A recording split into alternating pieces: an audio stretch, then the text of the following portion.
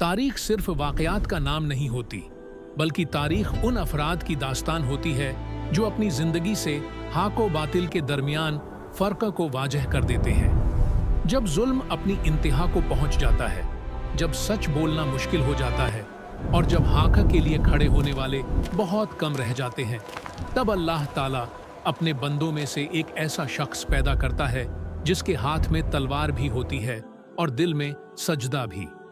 यह डॉक्यूमेंट्री उस शख्स की है जिसका बाजू जंग के मैदान में लोहे की तरह मजबूत था, लेकिन जिसका दिल हर लम्हा अल्लाह के खौफ से लरज़ा रहता था।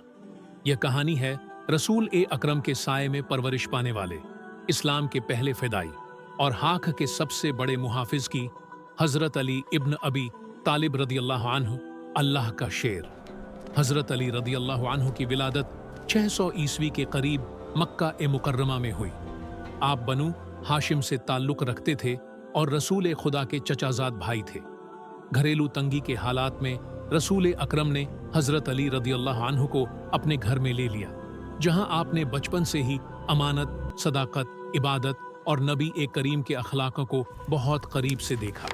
यही वजह थी कि जब रसूल खुदा पर पहली वही नाजिल हुई और इस्लाम का पैगाम जाहिर किया गया, तो हजरत अली रदियल्लाहु अन्हु ने बिना किसी तवक्कुफ के अल्लाह और उसके रसूल पर ईमान ले आए। आप इस्लाम कबूल करने वाले पहले बच्चे थे। हजरत अली रदियल्लाहु अन्हु की बहादुरी सिर्फ मशहूर ही नहीं, बल्कि तारीख में मिसाल बन चुकी है। गज़वा ए बद्र इस्लाम का पहला बड़ा मरहला था। मुसलमान सिर्फ 313 थे, जबकि दुश्मन 1000 से ज्यादा। इस जंग में हजरत अली रदियल्लाहु अन्हु ने अपनी तलवार से ऐसी जुर्रत और इस्तिकलाल का मुजाहिरा किया कि कुरैश के बड़े बड़े सरदार एक एक करके गिरते चले गए। वलीद बिन उतबा जैसे मशहूर पहलवान को हजरत अली रदियल्लाहु अन्हु ने मुकाबले में शिकस्त दी, जिससे दुश्मन के हौसले पस्त हो गए और मुसलमानों के दिलों में हिम्मत पैदा हुई। गज़वा ए उहुद के दौरान जब कुछ हालात की वजह से मुसलमानों को सख्त इम्तिहान का सामना करना पड़ा और रसूल ए खुदा पर हमला हुआ, तो हजरत अली रदियल्लाहु अन्हु उन चंद जान निसारों में शामिल थे जो नबी ए करीम के गिर्द ढाल बनकर खड़े हो गए। तलवारों की चमक, तीरों की बारिश और लहूलुहान मैदान के दरमियान हजरत अली रदियल्लाहु अन्हु अपनी जान की कोई परवाह किए बगैर रसूल खुदा का दिफा करते रहे।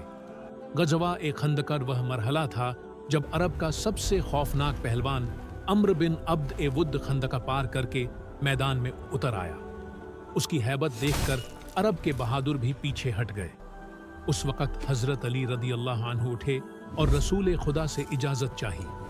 मुकाबला हुआ, धूल उठी, तलवारें टकराईं और फिर हजरत अली रदियल्लाहु अन्हु के एक वार ने तारीख का रुख बदल दिया। अम्र बिन अब्द ए वुद्द जमीन पर गिर चुका था और इस्लाम को नई जिंदगी मिल चुकी थी।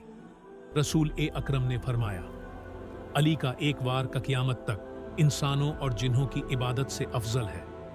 हजरत अली रदियल्लाहु अन्हु की सबसे बड़ी खासियत उनकी तलवार नहीं, बल्कि उनका तकवा था। एक जंग के दौरान हजरत अली रदियल्लाहु अन्हु ने दुश्मन को जमीन पर गिरा दिया और कत्ल करने ही वाले थे कि दुश्मन ने उनके चेहरे पर थूक दिया।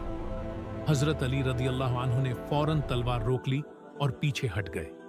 जब वजह पूछी गई तो आपने फरमाया, पहले मैं उसे अल्लाह के लिए कत्ल कर रहा था, लेकिन जब उसने मेरे चेहरे पर थूका तो मुझे डर हुआ कि कहीं मेरी नियत न बदल जाए। यही था अल्लाह का खौफ जो अल्लाह के शेर के दिल में हर लम्हा जिंदा रहता था। हजरत अली रदियल्लाहु अन्हु रातों को इतनी इबादत करते कि सजदों में आंसू जमीन को तर कर देते। जब नमाज का वक्त आता तो उनका चेहरा बदल जाता और बदन कांपने लगता। जब उनसे पूछा गया कि आप इतने बहादुर हैं, फिर भी यह खौफ क्यों, तो आपने फरमाया, मैं अल्लाह के सामने खड़े होने से डरता हूं। आपका मशहूर कौल है, मैं अल्लाह की इबादत न जन्नत की तमन्ना में करता हूं, न जहन्नम के खौफ से, बल्कि इसलिए करता हूं कि अल्लाह इबादत के लायक है। जब हजरत अली रदियल्लाहु अन्हु खलीफा बने तो आपने अदल और इंसाफ की लाजवाल मिसाल कायम की। आपने अपने करीबी रिश्तेदारों को भी बैतुल माल से ज्यादा देने से इनकार कर दिया। अपने भाई अकील रदियल्लाहु अन्हु से फरमाया, यह माल मेरा नहीं, अल्लाह का है। और मैं इसमें किसी किस्म की खयानत नहीं कर सकता। हजरत अली रदी अल्लाह अन्हु ने हमें यह सिखाया कि असल बहादुरी गुस्सा पी जाने में है, असल शुजात हाक पर डटे रहने में है और असल ताकत अल्लाह के खौफ में है। आज भी जब जुल्म सर उठाता है तो अल्लाह के शेर का नाम उम्मीद की रोशनी बनकर दिलों में जिंदा हो जाता है। यह डॉक्यूमेंट्री सिर्फ एक शख्स की कहानी नहीं, बल्कि एक रास्ता है जो हमें हाक, इंसाफ और तकवा की तरफ बुलाता है।